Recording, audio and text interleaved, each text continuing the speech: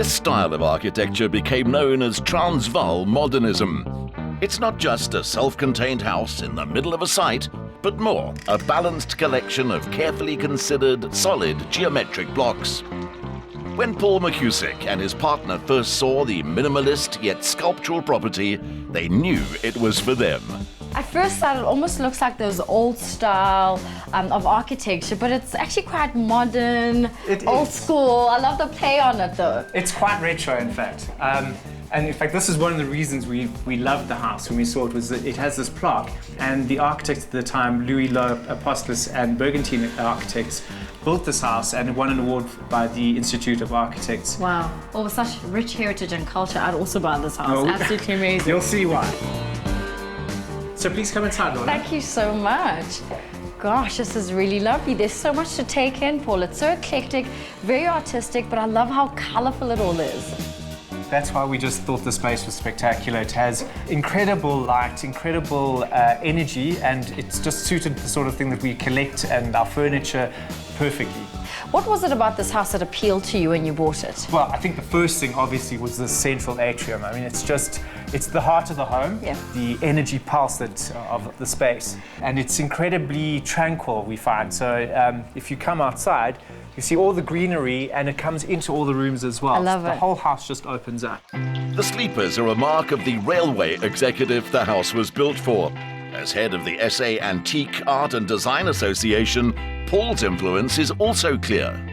Paul, being a buyer of antiques, you must have had so much fun putting the space together. We had enormous fun, Lorna. I mean, for example, this piece here is one of our favorite pieces. We've had it for a long time, and it was made in 1950. Wow. And it's what I call transformer furniture, and each piece is modular and it changes. Wow. And again, that's the sort of thing that I enjoy from furniture. This lamp, for example, we bought that from a designer in Cape Town, Laurie Viet, and it's just such a fun, quirky piece that it works well with the collection of the things we've got. Paul, wait a minute. What is this interesting looking spaceship thingamabob? Well, it is a spaceship. Frisbee. This is peculiar. If you plug it in, Quite. it's a fan heater, and it actually lights up. So it was made in the 60s, I think, in Holland. Seems like you also are a love of art. We can't stop buying art. In fact, that was one of the reasons we bought this home, was we had art in ceilings, under beds, almost anywhere you can think of. So we moved here and we started to group particular works together that we felt worked. If you look around the room, most of the pieces are quite modern, with some vintage pieces, sort of 1960s. I feel like a little kid. My eyes are constantly like, what's that? What's that? What's that? There's just so much fun in this home. It's a treat for the eye, and that was what we were going for. Quirky bits. There's a dressmaker's dummy there, little sculpture on the table, the drinks trolley in the corner over there. So cute. So it's exciting pieces like that. Even if your means are modest, in antiques, a good eye can trump a big budget. So in fact, Lorna, this is now another piece that I found at a junk shop, which I love. And again, it's a piece of it's a transformer furniture. So take a look inside. I want you to see the detail. Do you just open it this way? Absolutely. Ooh. Look at that! I didn't realize. That is so unique. I thought it would open the other way. That's what I wanted you to see. Most people get a surprise when that happens. And in fact, I did when I bought it. And it opens up and forms this incredible bar. Definitely the coolest thing I've seen in the 21st century. It's that sort of thing that I love, I must say.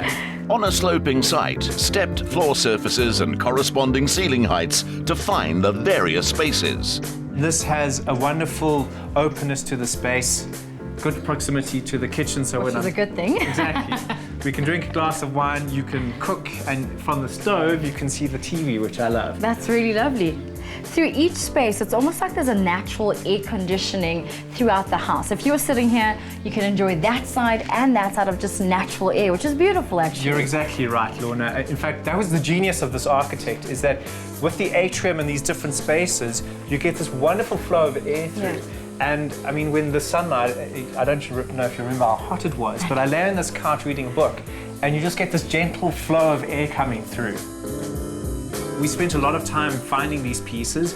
Each one is special and each one has a story. But in fact, my favorite one is this piece here. What is that? I want you to have a look through it, because if you think that virtual reality was invented today, this is something that will make you think again. Okay. Do you see that? It's 3D. It's literally like the guys are popping out at me. That is the coolest thing ever. I can't get over this Man piece. alive, that is so cool. This is actually over 100 years old. Wow. And these cards are from the Anglo-Boer War. So in fact, this piece is well over 100 years old. It's got all the maker's marks there. And then you've got these sort of stereo cards with a double picture here. And when you look through it, it makes one image in 3 dimensions. That is amazing.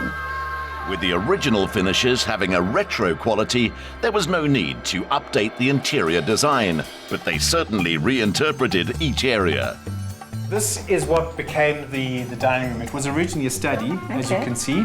It's got these high shelves, and this was a feature that we thought was incredible, this double volume space and these incredible shelving. So we thought, we can't waste it on being a study. Yeah.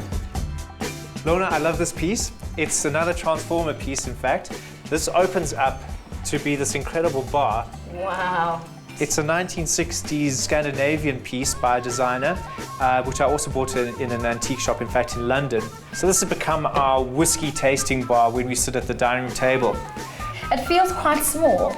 It does feel quite small. The space is contained, but what I enjoy is that we love to entertain, and sometimes we have small groups of people, which this table is perfect for. And when we're larger, this table pulls out on both sides. We can see 10 around here, which is wonderful for big parties.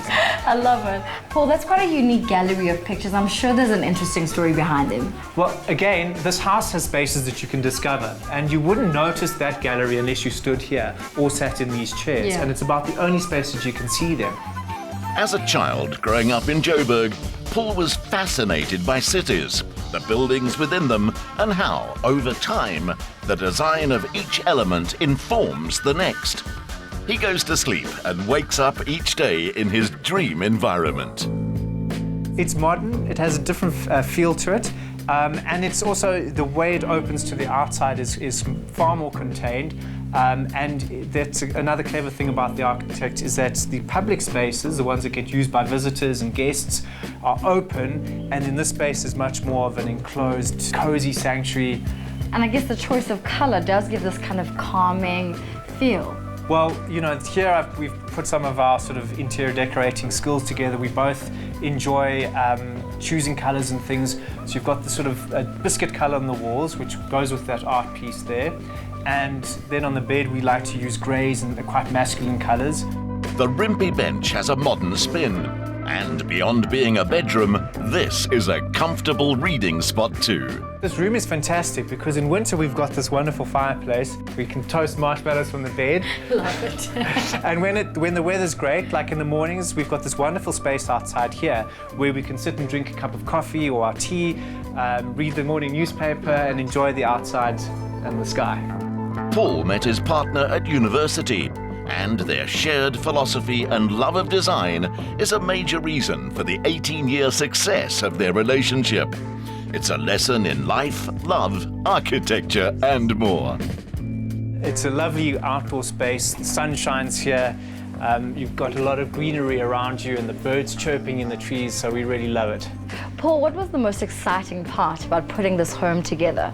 We like our home to evolve with us, even though we see it as a design. It doesn't change, it grows with you. Finding a home for our collection of goods, the things that we've collected over the years, really was the most exciting thing, and making it work, making it into a modern home, even though they're old pieces. The perception can be that antiques are boring and a little expensive as well. Antiques or vintage items are very modern, in fact. You can have old pieces, you can have modern pieces, and I think the clever thing is to have fun collecting them, mix different styles, find a language that suits you, and have fun with it.